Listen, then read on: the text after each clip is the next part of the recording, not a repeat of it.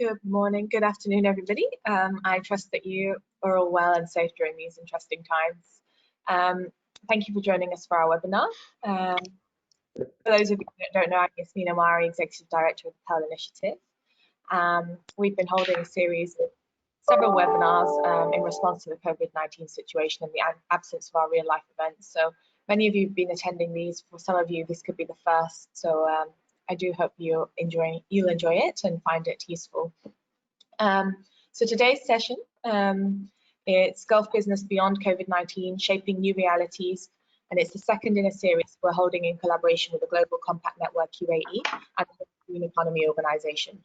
Before I do delve into the theme for today's webinar, I would like to take this opportunity to provide you with a brief overview of the Pearl Initiative and of our collaborating partners for those of you that might not already be familiar with us. Pearl Initiative was developed in cooperation with the United Nations Office for Partnerships and was launched in September 2010 at the United Nations headquarters in New York. The Pearl Initiative is the region's leading and only independent non-profit organization committed to support the private sector to proactively take a lead in adopting higher standards of corporate governance, transparency and accountability in order to enhance business competitiveness and value creation.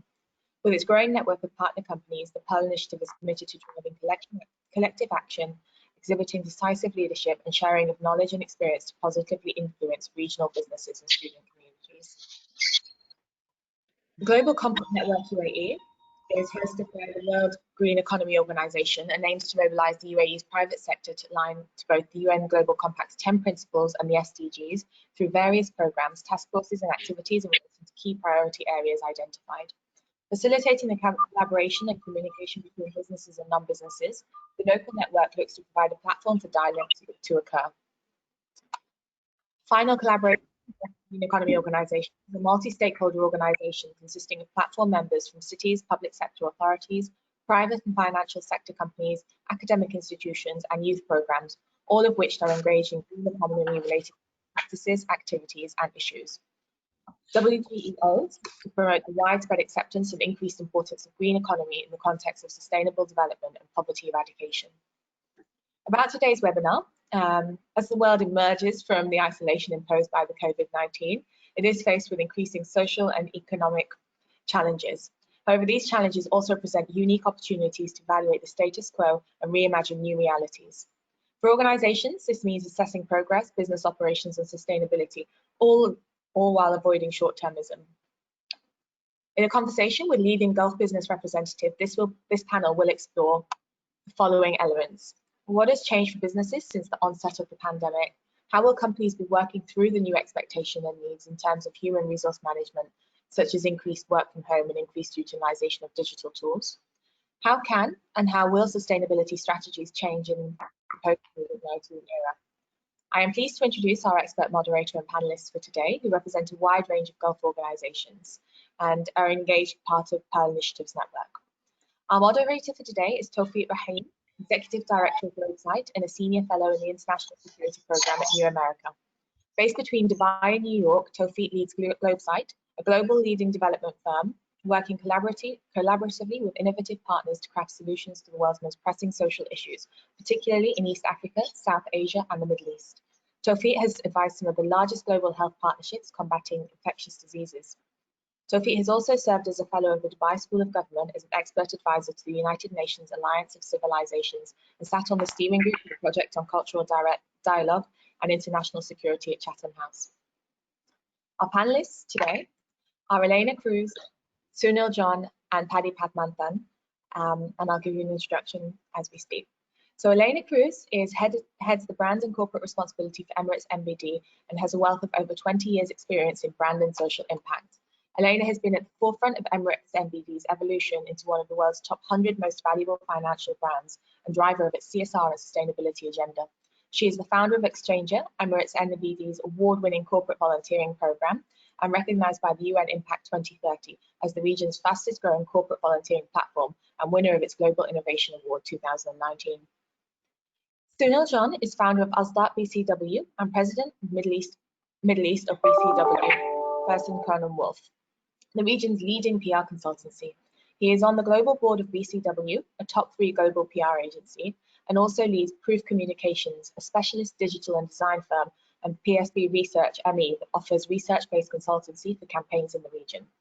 At the heart of the public relations business in the Middle East for over 25 years, Sunil founded ASDA'A in 2000 and has shaped its growth into the benchmark public relations consultancy in the Arab world, advising governments, multinationals, and global and local companies.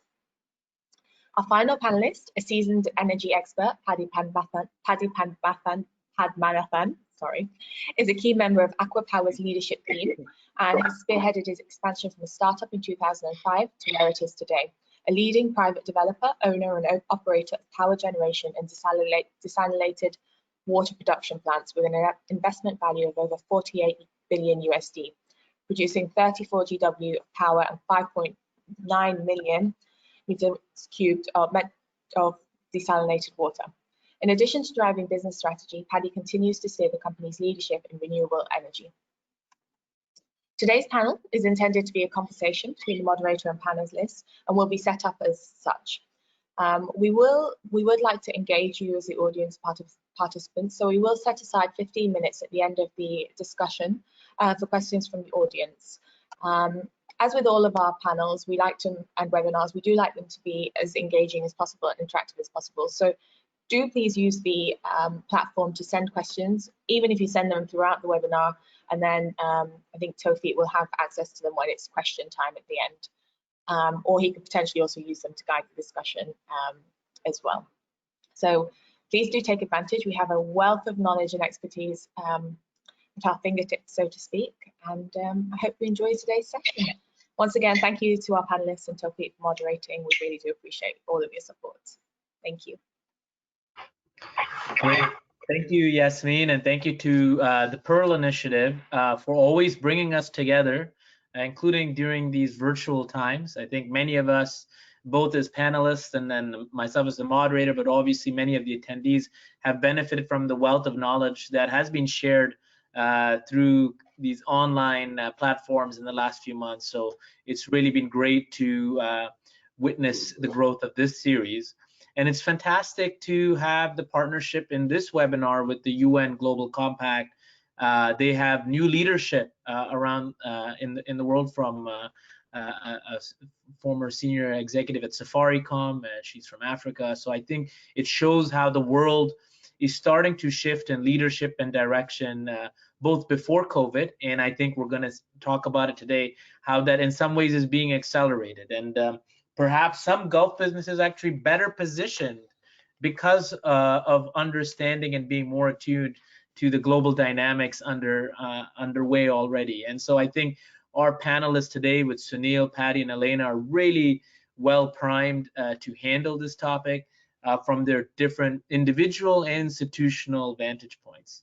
I'm going to be running through a series of questions to frame the discussion with our panelists. Sunil, I'm going to open with him, and then Paddy, and then Elena. We'll allow for some group discussion, and then of course taking your questions. I think you can pose your questions in the question box on the right of your control panel, and I'll be paying close attention there throughout the webinar. So Sunil, I want to start with you. I mean, you know, this is definitely a unique time, right? I mean, globally, from even a personal level, right? That even how we're living our lives, we're seeing so many shifts. And there's many ways to think about this new reality. But if we can step back and frame for kind of this audience around business and society, how are you seeing that new reality? How are we kind of able to distill it? Is there a way you can perhaps provide a framework for us to think about what is this new reality during and beyond the COVID-19 era that you're starting to see globally from your vantage point? Thank you, Tawfiq. I think you mentioned that all of us are well primed to answer the question. I can tell you personally, I'm not, because we live in such uncertain times, because everything we tell today may not be relevant tomorrow. So it's such a fast changing environment that we live in. And, you know, just look at it, you know, it's just about 4 months ago in early March, when, you know, the pandemic took off from what I call ground zero in Wuhan in China. And, you know, most people said, here's another virus like SARS and MERS and said, oh, it's not going to impact us. This is an issue in Asia and we're kind of insulated. But when it started spreading and we suddenly started getting into working from home, reality hit us in a very sudden way. And that kind of caught a lot of people off guard, especially the governments. And that's where you see some governments reacting in the right sort of way, especially governments within the region. I particularly look at the United Arab Emirates and how they've handled it versus several of the Western governments that have actually not handled it too well, and you see a kind of mixed reaction. And in the first reaction was, how can I save lives? It was all about the health pandemic and the questions related to testing and looking at the big discussions about vaccine. So we went into a completely new way of living, unprecedented. And one of the examples, since I'm in communication, prime time that we are all used to for news is 7 or 8 o'clock in the evening. Suddenly, prime time became 3 p.m. in the afternoon. And it's very obvious because people are at home, and that's when news breaks today. So you see how, and some of those things are going to probably stay forever. News cycles changed, people started reacting differently, and then it started spreading into livelihoods. The economy started getting impacted. You saw stories, headlines every day about loss in jobs, in layoffs, and furlongs, and all these impact their economies. And then the IMF and the World Bank didn't help by giving their predictions of how much things are going to drop. And that kind of put this uncertainty that we are living in today. It's been 4 months since then. Most of the world are still mostly in lockdown. The uncertainty continues, and today we are in this world where I'd like to kind of talk about the dichotomy of the expert view versus the so-called populist, nationalistic, alpha male communications that comes from leadership in the United States or Brazil or in fact even Russia. Those are now come up to question saying, how relevant is this communication? How responsible are these leaders? And are they taking the right decisions? So governments are under tremendous pressure because this is gray territory. Nobody has experience here. Businesses, huge impact. And when you look at it, when it spread to our part of the world, we had what's called a double whammy, the COVID-19 impact, and then the drop in oil prices, and all of the various issues that we have, the negative sentiment that comes with issues related to ongoing conflicts in Syria and Libya. They didn't abate. Lebanon issues, protests that were happening even early part of this year in Sudan, in Iraq, in Algeria. Those what I call the deadly cocktail spread into the region. So we had a much more severe problem, and we are continuing to face that. So we live in unprecedented times, Tawfiq, and the reality is that we have zero visibility on where this is going, because every day there is something new that's come. The positive side is the human characteristics, the human nature. Several people kind of looked inside, banded together to be able to work together and help each other. And I think that is the human spirit that's going to help us come out of this. There's always positives in these kinds of crisis situations. And I would like to point out that, the strength of the human character and the ability of the human mind is what is going to bring us out of this very harsh reality that we live in today globally. And I think, even if some people wanted to say that globalization is over, my God, this pandemic has taught us that our destinies are together, and that we are all together, and we have to find a global solution to this. Thank you, Sunil. No, that is a very interesting perspective, and both in terms of the impacts, but as well as those realizations. And it's an interesting one that you made about how we're all in this together, yet we saw that the conflicts continued unabated, right? And so we have this dichotomy between the realizations on one hand, and yet some of our realities not still changing, right? Despite the abruptness of that realization, the blatancy of it, and yet we're still unable to shift those realities. Why do you think that is? I think some of these conflicts are so inbred and long-standing that it suddenly can't leave. But I can tell you the pandemic actually has a positive, because I think people are looking at resolution faster than they would have looked before. So I can see a huge silver lining there, where some of these conflicts are while they are continuing, I'm seeing some resolution in the near future, and that's a big positive.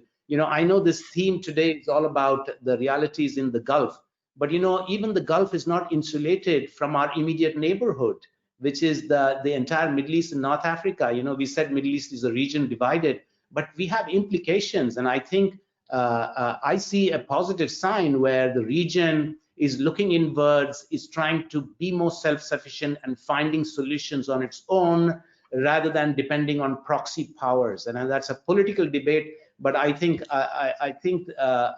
while those are it just doesn't go away so soon. But I think the current crisis is going to hasten the resolutions for some of these long-standing conflicts. I hope I answered that question, Tawfiq. Yes, no, and it could be conflicts, and it could be climate change. It could be any number of global challenges, and inshallah, there is silver lining there that's been seeded during this time. So, Paddy, I want to turn to you and kind of a few points even that Sunil mentioned at the end there, that the region kind of will have to be thinking about self-reliance and self-sufficiency, and almost more happening from within the region. Obviously, you've been at the center of so much capacity, infrastructure development, and really, I think a corridor around water and power that's becoming globally, I think, recognized. How are you seeing the shifts now in the reality in the Gulf? Are you seeing, when you look to the next 5 years, that actually you're going to come out stronger as a result of this, or the Gulf can? What's your perspective as you look ahead to the reality that we're now entering into in the Gulf? Thank you very much. I mean, delighted to be on the panel, and I actually very much concur with Sunil's remarks. And the sort of one-word answer to, or short answer to your question, I am very convinced that we are going to come out stronger. I think already, while there's so much of tragedy, there is so much of, deaths, impact on well-being of people, economics, poorer people getting poorer. Of course, the gap between the rich and the poor remains, if possibly not getting wider. These are problems that we had before, but I think but just in the last 4 months, I think we have become stronger, because look, I just take my own business, and I'm sure everybody has experienced something very similar to our own business. So we are in the kind of vital services business. We supply electricity and drinking water to many countries that we operate in fairly significant quantities, 20%, 30%, 40% in some countries. So, and all of a sudden, one day, we had flick of a switch. It happened overnight. Yeah, we saw it coming for a couple of weeks, but then suddenly overnight we said, sorry, you're not coming to work tomorrow. Nobody's coming to work. You're all going to work from home. What? In the plants, we have to keep all these power plants and desal plants running. Sorry, you're going to have to stay there. You cannot leave. What? Nobody's going to come to help you. You're going to have to survive by yourselves, because we can't move goods, people around. So just like that, we did it. We had no time to think. We had no time to worry about anything, go into brainstorming sessions, pontificate. I'm so glad we didn't, because you know what we very quickly learned? What we very quickly learned is amazing reaction of, we've got 3,500 people operating 45 plants in 12 countries. And then we've got sort of corporate offices sitting around in another dozen offices. Amazing. I now review 4 months later. We've managed to keep all our plants running reliably. We've managed to keep construction projects even amazing. Okay, fine. They're slow a little bit, but going. We've managed to do all our back office work efficiently running. We've even been able to develop new projects and get very large projects financially closed and moving into construction, all of that activity. So what is it that I then stand back and say, wow, so what is it that we can first learn? Well, you know what? We need to learn to trust people. It's amazing. You know, so all of a sudden, what COVID has focused us to forget about the past, throw away a hell of a lot of stuff that we have been brought up to believe or been taught, being indoctrinated. You know, you need to make sure that people come to the office at 9 o'clock. I mean, you know, come on. I'm also another one who used to go to the office and just kind of wander around to be sure that everybody was in the office. Now I'm thinking what an idiot I was, because it turns out people just work, whether they come to the office or whether they don't. And unfortunately, you know, they've got some family crisis, so they don't come to the office. That doesn't mean that they had stopped working. It appears. So over the last 4 months, okay, now, of course, unencumbered by wasting commuting time, other distractions, we have all worked a hell of a lot more hours if we analyze the time that we are spending in working. So we've learned to trust people. And then we realize that, okay, what we then need to do is to continue to provide the tools that they need. And these are tools that they needed before. It just, we never thought about it. I mean, you know, all these kind of platforms, MS Team, Blue Jean, Zoom. I mean, we had them all. We used to use them a little bit, but now we are using them much more effectively and efficiently, making sure that people have wider screens. They're not going to sit there staring at their laptops even at home. So making sure that we provide all the necessary enabling tools and empower them and trust them to get on with it. And I think that itself, and the second thing I think everybody has learned, it's that much more important to, again, obvious. We used to do it in a very unstructured way, but now we are doing it in a more formal, structured way. Remaining in close contact with clients, with our customers, listening to their problems, making sure that we are able to respond to their problems, because it becomes that much more needful now, and learning to communicate. Learning to communicate, not just buzzwords, not just, you know, PR materials, you know, nothing against public relations, but not just sort of vague material, but very specific, focused, appropriate information. Is that targeted at Sunil, or this is a general? No, I just suddenly, I was looking at Sunil when I said it, but I didn't mean it in that way at all. I think, you know, Sunil can teach us more. Sunil can teach us a lot more about communication. Yeah. I think it's an important point, Paddy, that you bring about communication, because it's such a critical aspect when you say, you know, you're communicating to your people to make them feel responsible and empowered. And that's the wonderful magic that created all of these people working together, is because you communicated with them in a completely honest and authentic manner. That's what has changed. To be honest with you, probably for the first time. Yeah. So I must say that communication becomes such a critical element in this whole, you know, reality that we live in today, because it's about, you know, how you are engaging with your people, with your stakeholders, with your consumers. And I have never seen a time where, you know, it is so critical for clients to understand what are the ramifications of a single word said, you know, differently, because you have seen so many examples of global companies being tone deaf, and you know, and not only is this, you know, COVID-19 issue, but also the Black Lives Matter that we've seen has come back quickly, where you know, companies are jumping on to this and trying to say that, you know, hey, you know, I'm doing well. But thank you, Paddy, for bringing that up. I should be that in the one. Go ahead. And the other thing, sorry, I don't want to, you know, just the last couple of comments. So I think this crisis has forced us to rethink and go back to basics at a kind of family level, at a personal level. So I'm sure all of us are extremely more well connected to our families.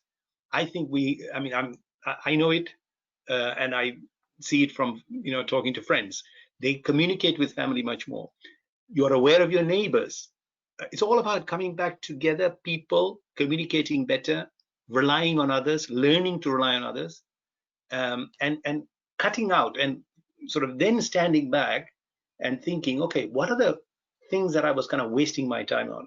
What are the things that are really relevant that we kind of got used to doing just because that's what we had got used to doing? But rather now just focus on the necessities and the essentials and the value-adding features of our daily lives. So all in all, I think in the middle of all this tragedy, this has been a very useful reset for humanity. Honestly, I mean, it just suddenly forced us to stop, think, look at how much more we are focusing on the science. Look at how much more we are trying to discern fact from fiction. We're much more alert to that now. We're much more alert to finding solutions rather than just fluff. So and focusing on the necessity. So all in all, I think it's I am an optimist, but at the same time, I think this is not just being optimistic. I see the evidence in front of me. I see the improvements. I see what we ourselves have been able to achieve.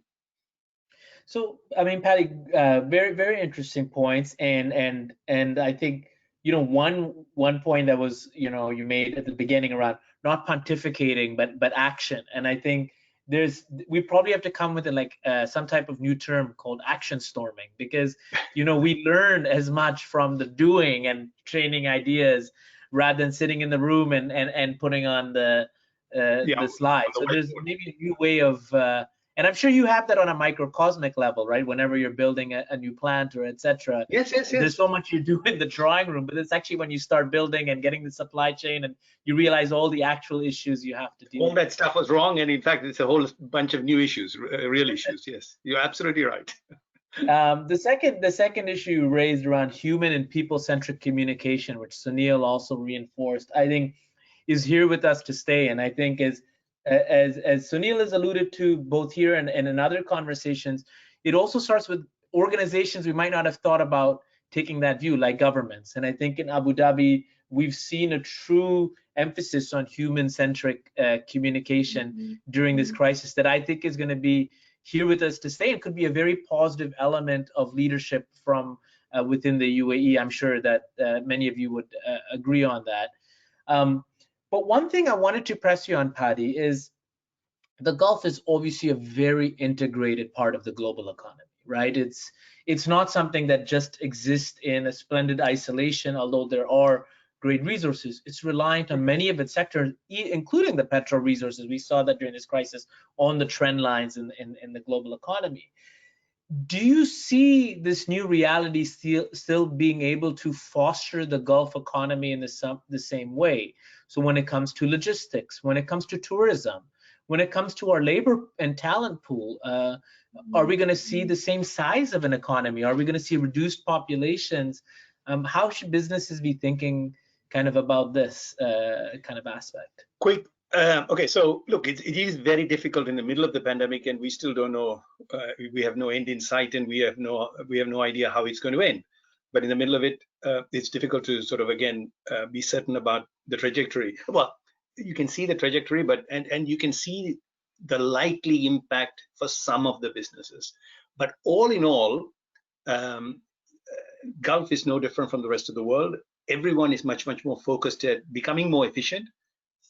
Very acute to the fact that they're going to have to change in certain ways, recognizing maybe travel is going to change, the travel industry. By how much, in what way, unknown, but starting to come to terms. So as we start to come to terms with some of that, and the immediate sort of focus is going to be much more on trying to be a little bit inward focused, much more immediate, much more to survive the next 18 months. But I think what is important is going to be to keep your mind on the longer term as well. So definitely in the Gulf, we're going to have to, certain things will restructure, certain things will have to be resized, reshaped, refocused. Again, not a bad thing insofar as, so long as we continue to be mindful about building on what we have and continuing to be efficient. And I think this crisis has forced us to be that. Sorry, one of the other things, which is a kind of basic 101 for everybody, but we kind of talk about it and we don't necessarily do it in the past, but this has really focused us. Everybody is now focused on cash. Every business is focused on cash. Every government is focused on cash, on immediate resources, okay? Which is good, because when you start getting focused on cash, you then start to focus your ambition on what you can achieve, what you can afford, what you can, so you tailor, you customize your ambitions. So you don't kind of get it out of shape. So all of that is positive. And I think those are the positive foundations that gives me confidence that what we do will be more resilient as we go forward. Great. No, that's an important point. I think probably we need to reconvene in 3 months or 6 months, because you're right. Also, the impact, we don't really, it's not the end. It feels a little bit like we've reached some type of, but we're actually just at the end of phase one, and you could still argue phase one is still continuing in some places. Probably not even. Yeah. It's a storm and we're in the lull, right, of it. So we'll come back to that. Elena, we heard obviously Patty talk about cash. Cash is king, right? And you're at a bank, hopefully guarding all of our cash well, I'm sure. But don't worry, I won't ask any questions off the grid. But as people are worried about liquidity, as they're worried about profitability, as they're worried about their financial security as a business, is there really time or space for social investment? What happens to the sustainability agenda, which at the beginning, as Sunil was speaking about and we were responding to, actually those bigger issues, whether it's pandemics or climate change or human equality, they're actually the ones that make the biggest moves and threaten over the long term our financial security. But in the short and medium term, people can forget that and be very focused. How are you seeing it? And even, I'm sure Emirates NBD is also doing some things. Great to get your perspective on that, part of the equation. Yeah. All right. So first of all, thank you very much for having me here.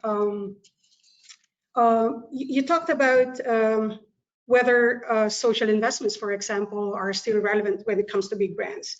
I've always believed personally that with greater power comes greater responsibility. And the COVID reality has more than ever, more than anything that has happened in history, has called for urgent action. And I think companies that have greater responsibility should not really withdraw from the action that needs to be done. And I think companies can also start with assessing and reviewing its current social investment strategy within the context of a sustainable, in the case of Emirates NBD, within the context of a sustainable banking strategy. But allow me to explore the area of social investment. When it comes to social investment, we always believe that there are implementation mechanisms under that. Yeah. So in the case of Emirates NBD, and in the case of other brands, there is brand, there is vision, purpose, and values as an implementer of a social investment strategy, and in some cases, corporate volunteering as an engagement tool for staff and customers. Let me start with brand, for example. So when we are to review, and I encourage companies today to actually review their social investment strategy. and ask themselves, in terms of brand, how much does your brand asset have been optimized or utilized to promote your advocacy, and not the other way around? Have you used the asset? And when it comes to vision, purpose, values, mission, purpose, and all those matters, we have to ask ourselves, Tawfiq, how much of your company's values drive empathy and community orientation? Because COVID has made people kinder and more sympathetic, more attuned with the times. And as companies, I think it's important for us to review what behavior drives empathy within the organization. Yeah, and in the case also of Emirates NBD, one of our key staff engagement tool, and also we use this with our customers, is our award-winning corporate volunteering program. And our corporate volunteering program is 99.9% mobilized by ground activation. And with COVID, we realized, what are you going to do now? From 50,000 hours, how are you going to deploy volunteers? And we realized a quick learning here. So we dipped on SBV, which is the skill-based volunteering, which is actually helping us deliver and achieve volunteering opportunities. So when you talk about SBV, we were able to allow, it allowed us to leverage specialized skills and talents of our staff and customers to strengthen and reinforce our employee customer engagement. So we went back to our staff and customers and said, what's your talent and how can you share this online? So this has been very helpful to us. And I think, as I said, and I'd like to support what Paddy said, it's a time for action. And I think companies will be more than effective today if they go back to the drawing table and ask themselves, our sustainability strategy or social investment strategy, do they still resonate and answer the needs of society currently? Do our people have the core competencies that will help drive change and will help people adopt a more flexible and proactive attitude towards anything that happens? I mean, Sunil said, we don't know what's coming at us in the future. Things change. So therefore, the need to be more flexible and be more proactive is more than, it's an urgent requirement these days. Thank you. Elena, so as you laid out a very important framework, as well as the kind of the rationale and almost a raison d'etre of why these type of investments are both necessary and done in the right way important to your brand and your organization. And you also alluded to kind of around the uncertain environment. So let me just kind of hone in there a little bit. So at Emirates NBD, have you changed the way you're thinking about social investments today or looking ahead over the next year? Or are you saying, well, you know what, we had the right long-term thinking around this sustainability agenda, we're going to continue on that? No, certainly no. This is something that we are reviewing. And this is something that we are very open to the feedback of our stakeholders on the ground. This and Sunil, most importantly, referred to the value of communication and interaction and engagement. What dictates our social investment are the needs on the ground, and whether it actually creates a shared value to us as a business and to our stakeholders and nonprofit partners on the ground. This has to create that great confluence to create impact. So yes, we are reviewing and we will continue to review. Nothing is cast in stone. We will be broadening some focus on, for example, on humanitarian assets and philanthropic actions. So COVID has brought to light things that were never really needed before. And it actually creates a lot of debate on whether brands should be more humanitarian or should just be more on things that will also help them from a business model perspective. These questions abound right now. We don't have the answers right now. So the answers will actually depend on how effectively brands ask and take out insights from stakeholders. And when it comes to Emirates NBD, we continue to engage with our partners to really pin down the things that are most urgent on the ground today. That's a great point, Elena. And I think just tying together a theme from earlier around human-centric and people-centric communication, for that to be an interactive and two-way engagement, right? So that you can actually incorporate that into the feedback loop of your strategy and direction. Very interesting. Sorry. Go ahead, Elena. Yeah, sorry. And if I may, though, so you actually implied on whether there are things that that can change probably, but one thing that the bank has validated and has always been convinced about in terms of advocacy is the advocacy on financial literacy.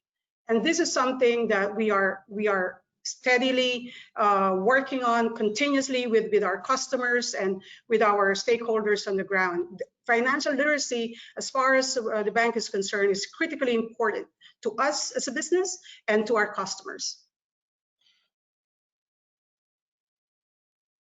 Great. So look, for the attendees online, we've been talking quite a bit. I know that there might be a number of questions, comments.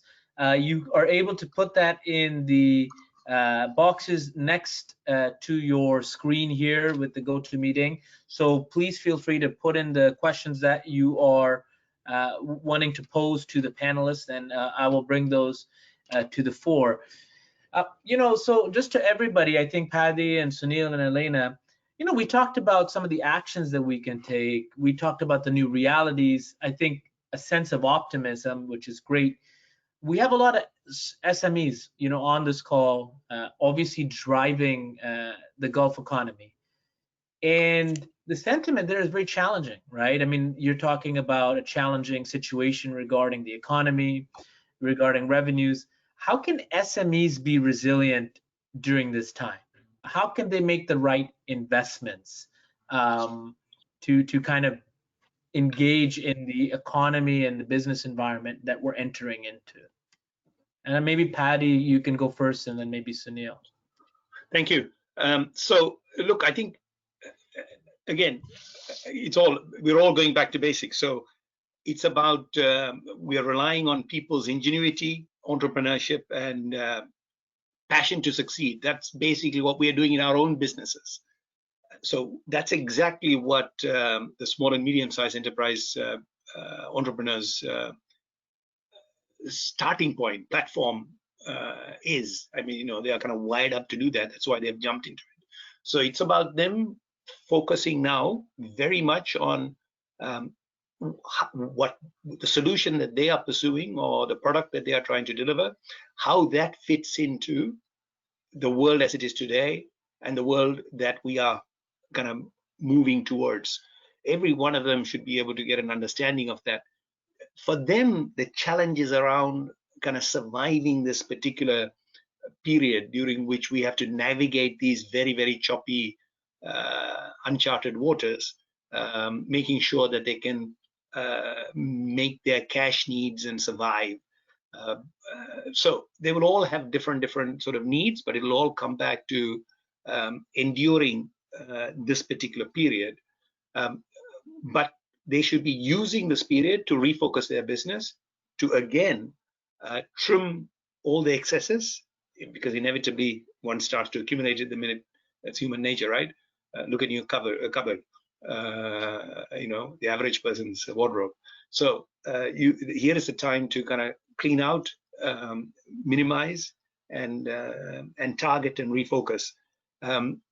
Very fortunately, I think in our part of the world, UAE, excellent example, Saudi Arabia, I know Oman, all these countries have recognized the need to continue to foster innovation entrepreneurship, and are very alert to the needs of the small and medium size. Again, much more so because of COVID-19 now, and so they are starting to create pockets of support. The challenge for these businesses or these entrepreneurs is how to access them. So it's about finding partnerships. I think what we are trying to encourage is we have got a little unit now that's reaching out to kind of pull them in so that they can they can work with us and ride on our back as they go forward. And I'm sure other big businesses are starting to do that, because we see it not as a philanthropic sort of exercise, but very much as a self-serving value creating exercise, because we see the value they bring. And of course, we see the logic of us continuing to do all that we can to kind of foster the economies in which we are invested in. So I'm sorry, it is a little bit self-serving, but at the same time, it's very helpful because it does allow us to grow them.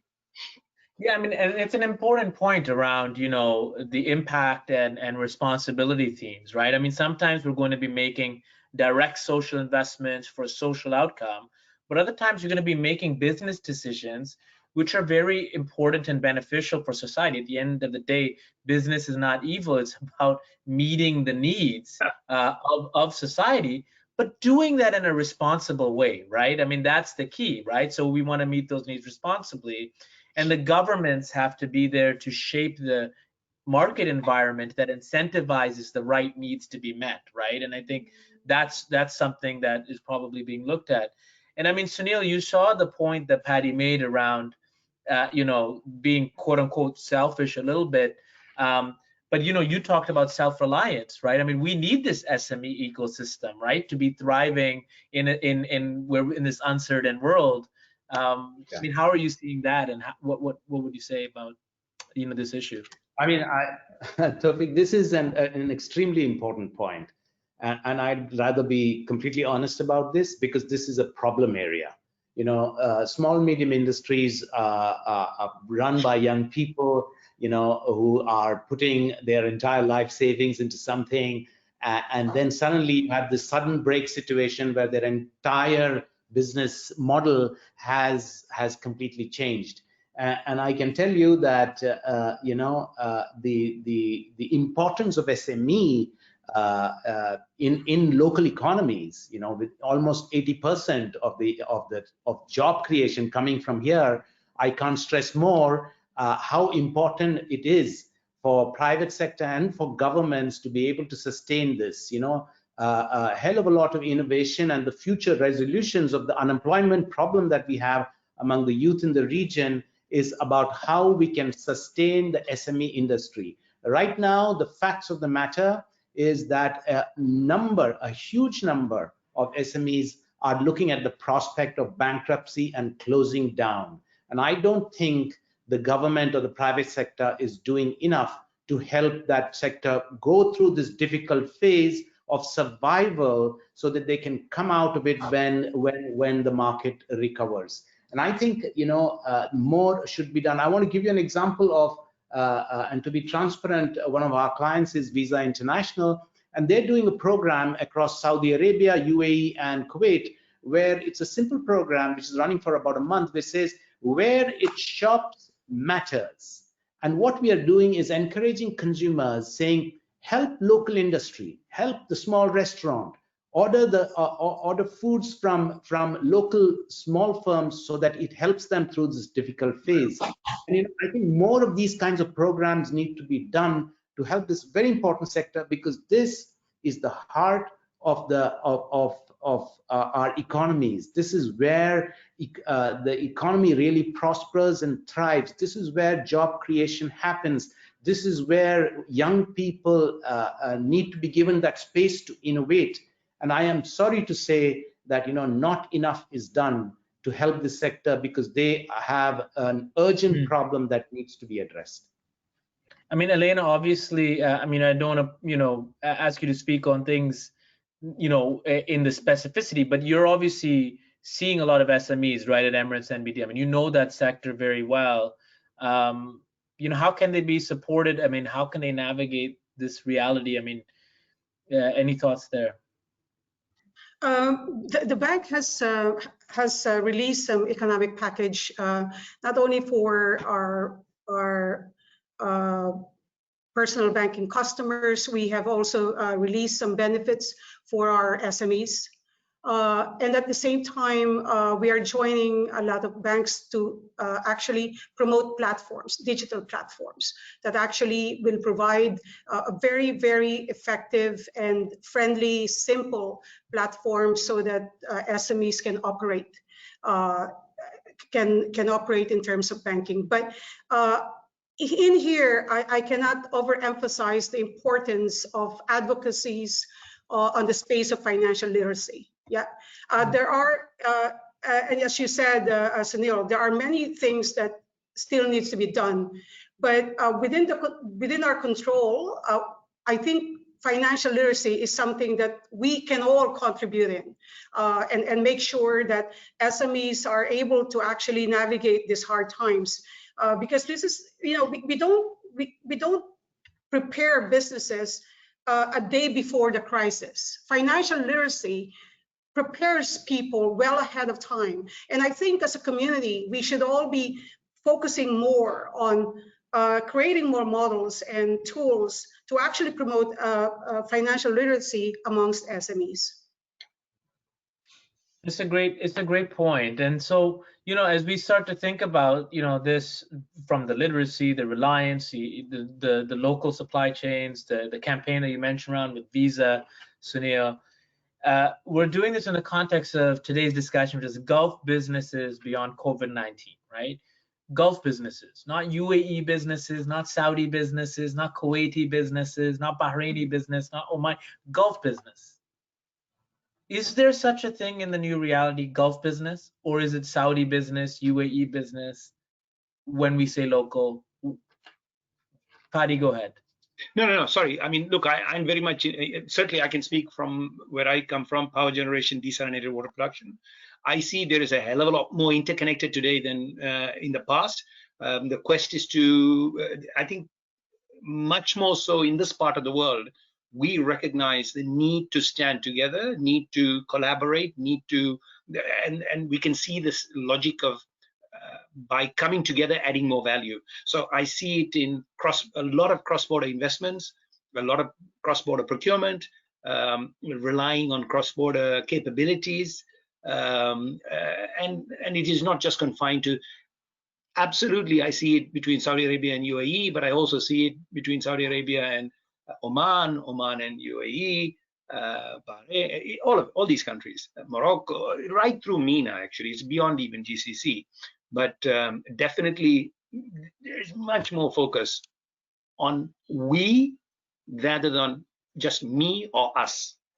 Definitely, it's a very odd thing actually, because so you've got one guy sitting out there in one part of the world who's sort of yelling me, whereas I think the rest of the world seems to be much more aware of that we cannot survive by ourselves, that we need to.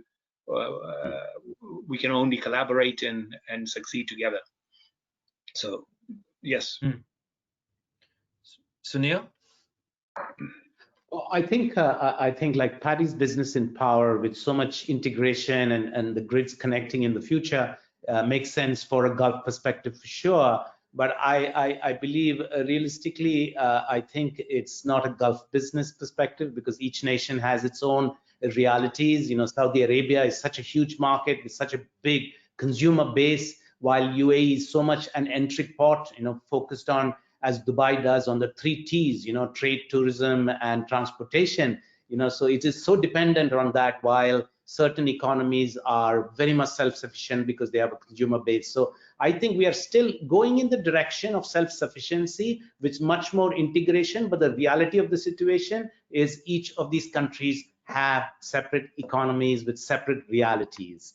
And I think we are moving in the right direction to be more integrated. And as Paddy said, not just the Gulf, because nobody is insulated from an issue that spreads across the region. So if there's a problem in Syria, even if the neighborhood is so far away, it has an impact on you in the UAE or in Saudi Arabia. So we have to have that Middle Eastern regional outlook and a viewpoint. But still, we're not there. The truth is, we're not there. Elena, anything to add on this one? No, I think at the end of the day, the COVID reality has more than, a lot of people now believe that it's a great leveler. In addition to it being a great leveler, I think more than any reality, it has pointed to the fact that we are one. We are one community, and what we do today from a business or from a community perspective impacts the next. And I think that, and the more conscious we are as a business, I think the better lens we could see the future, and the more, the stronger we will emerge from this crisis. Because if people will actually look at it from an isolated perspective, and from a point of view that, hey, this is where we are, and we will only look inward. No, COVID, I think the lesson will be lost if we continue to look inward. The COVID reality has pushed a lot of issues on the surface. And these are realities that companies, businesses, individuals must face at their own level towards a more unified solution on the things that come to us on a daily basis. Great. So if I can ask kind of each of you to just kind of give one final piece of advice, it maybe in just 20 seconds, you could be in one sentence for each kind of business in the Gulf. Sorry, let me go. So, yeah, a couple of sentences. For me, it's trust your people, trust the human instinct to build, for them to behave responsibly. That's human instinct. Their desire to succeed. Empower them and enable them to contribute. That, to me, is the lesson that I have learned out of COVID, and that's what I would propose to everybody. Great, Sunil. Yeah. I think I'm pretty blatant about this, that because since I'm a communication person, I think it's very important for people to know that you need to communicate more openly, more transparently, more authentically. Don't be shy.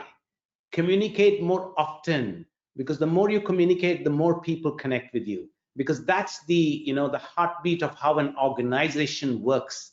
And I think true and tested formulas from before on communication, throw them out of the window, because you need a new playbook, because our realities are so very different, and communication is critical, and I think building those scenarios for the future is very important. Thank you. Thanks, Sunil. Elena? All right, so very quickly, and I think this is it's not so much of a lesson, but a validation on the part of Emirates NBD.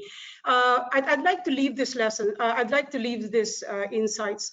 Let us continue investing in the future, because investing in the future is the future of investing, technically, right? If you look at the future, if you are armed with that outlook that you are always investing in the future, but it's not simply as investing in the future. It's all about being proactive and practical. Yeah, Patty spoke about this earlier, that you have to be, you have to have a quick action and be very practical about things. So I think COVID has made us change the way we have to approach things. Proactivity, continue to invest on customer engagement, continue to be proactive, give practical solutions. The world is no longer, they will always reject, the world will reject now complicated, sophisticated solutions. COVID has made things simple and basic. So let's go for practical and proactivity. Great. So, well, thank you so much, all of you. And I think the one thing that's a theme across everybody is also the human-centric element. So with that, I'm going to turn it back to Yasmin to close us out.